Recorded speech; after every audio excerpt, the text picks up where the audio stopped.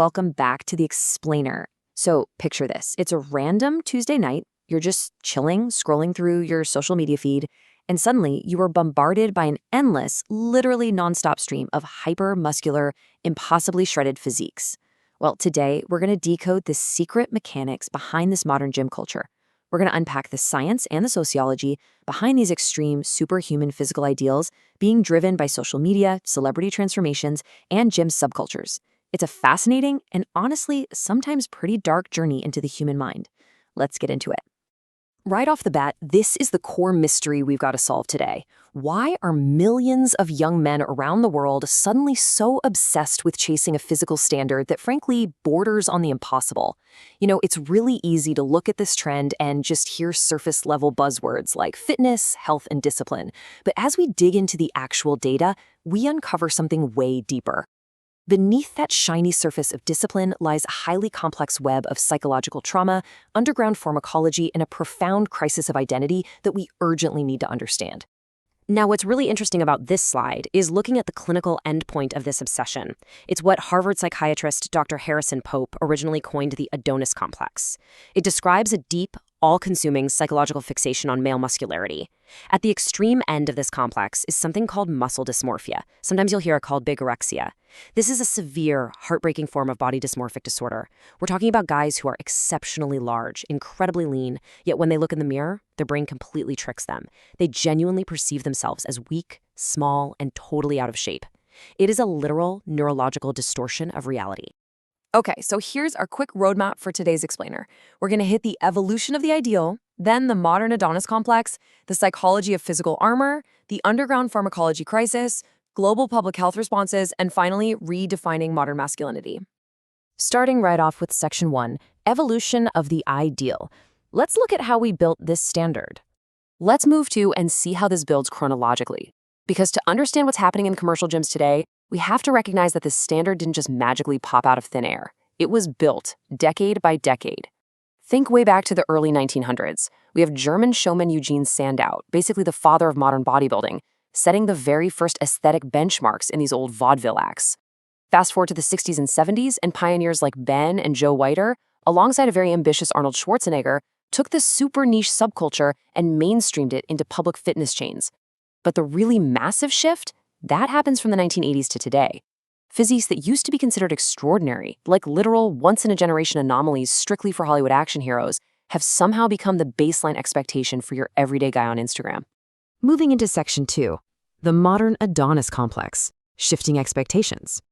And this brilliantly illustrates how those shifting historical expectations actually materialized in our everyday lives. Think about the toys an entire generation grew up with.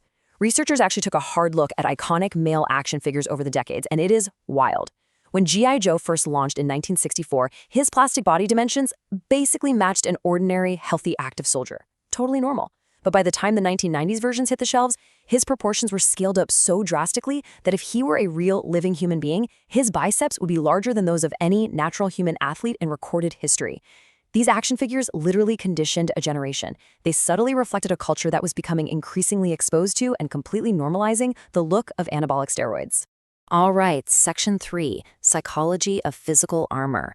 Let's talk about traumatized confidence.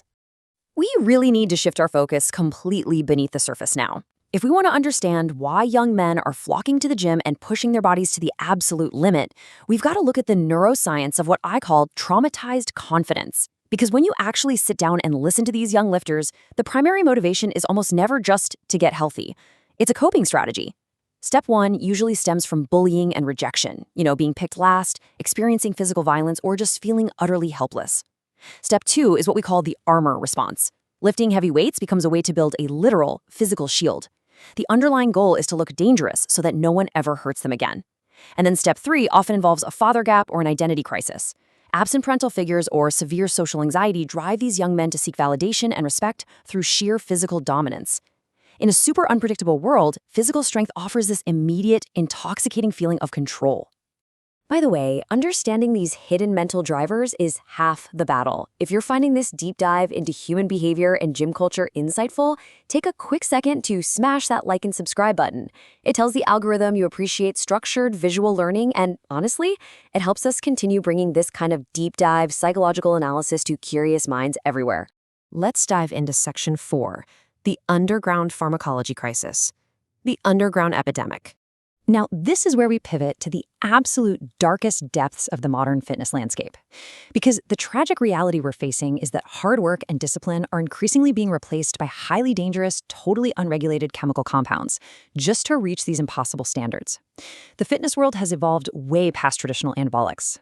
Traditional steroids, they require injections. That is a massive psychological barrier. Needles intimidate beginner lifters and keep a lot of people away. But today, we have SARMs, selective androgen receptor modulators. These are often marketed online as simple, harmless oral pills or research chemicals. It creates this terrifying supplement gateway. Because of online bro science spread all over TikTok and Reddit, young lifters are essentially being tricked into treating these non-regulated, incredibly potent compounds as if they were as harmless as a daily gummy vitamin.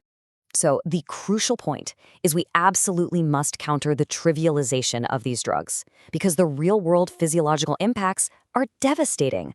Just look at this table. We are seeing severe cardiac strain, which means enlarged heart tissue and elevated stroke risks in men who are barely in their early 20s.